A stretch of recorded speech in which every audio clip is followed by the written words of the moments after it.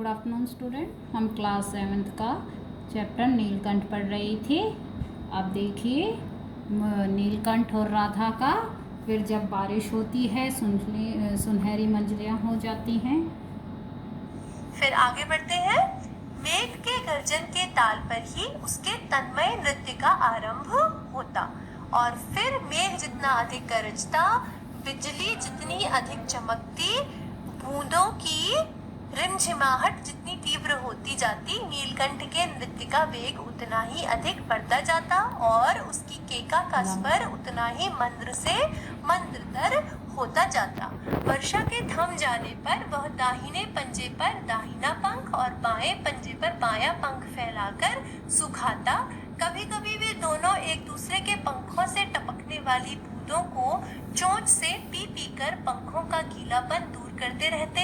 इस आनंदोत्सव की रागिनी में बेमेल स्वर कैसे बज उठा, यह भी एक करुण कथा है। तो लेखिका क्या कहती है कि जैसे जैसे बादल गरजना शुरू होते, मेघ माने बादल और गर्जन मतलब गरजना, तो जैसे जैसे बादल गरजना शुरू होते तो नीलकंठ अपना नृत्य करना शुरू करता था। फिर क्या होता था कि बादल जितना ज्यादा गरजते, बिजली जितनी ज्यादा चमकती थी, बूंदों की रिमझिमाहट यानी बूंदों का गिरना जितना तेज होता जाता था, नीलकंठ उतना ही तेज नाचता जाता था। मतलब वो धीरे धीरे नाच शुरू करता था और जैसे जैसे बादल ज्यादा ज्यादा गरजने लगते, बिजली चमकने लगती और पानी की बूंदें जल्दी जल्दी गिरने लगती, तो वह उसका नृत्य जो था वह और अधिक तेज होता जाता। और इसके साथ में क्या होता कि उसकी जो केका है यानी उसकी जो ध्वनि है वह धीरे धीरे कम होती जाती थी।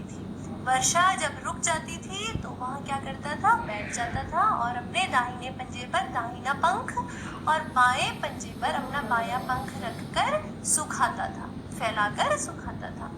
कभी कभी वो क्या करते थे, एक दूसरे के पंखों से टपकने वाली बूंदों के जल को चोंच से पी लेते थे और एक दूसरे के पंखों का गीलापन दूर करते थे। तो यहाँ तक क्या है कि लेखिका ने नीलकंठ और राधा के परस्पर प्रेम का वर्णन किया है, लेकिन फिर उन्होंने आगे लिखा है कि उनके इस आनंदोत्सव की यानी उनके इस प्रेम भरे उत्सव की, आनंद भरे उत्सव की जो रागिनी बज रही थी, यानी उनके इस प्रेम भरे उत्सव में जो सुंदर स्वर बज रहे थे उनमें मेल खत्म कैसे हुआ, इसके लिए भी वे कहती है कि एक करुण कहानी है, बहुत दुख भरी कहानी है। यानी उनका प्रेम समाप्त कैसे हुआ, इसकी भी जो कहानी है वो बहुत अधिक दुख भरी है। पाठ के पुराने भागों में हमने ये देखा कि किस प्रकार लेखिका एक दुकान से दो मोर के बच्चों को खरीद के लाती हैं, उन्हें किस प्रकार बड़ा करती हैं और किस प्रकार उनका नामकरण होता है। फिर किस प्रकार वे बच्चे बड़े होकर जाली घर में व्यवहार करते हैं, किस प्रकार नीलकंठ एक खरगोश के बच्चे को सांप से बचाता है और किस प्रकार वह उसकी देखभाल करता है, किस प्रकार नीलकंठ और राधा मिलकर बारिश के मौसम में या वर्षा ऋतु में नृत्य करते हैं। तो अभी तक हम ये सब पढ़ चुके हैं। अब आगे हम ये पढ़ेंगे कि किस प्रकार नीलकंठ और राधा एक दूसरे से दूर हो जाते हैं या किस प्रकार उनके प्रेम में विघ्न पड़ता है। तो आइए पाठ का अंतिम भाग पढ़ते हैं।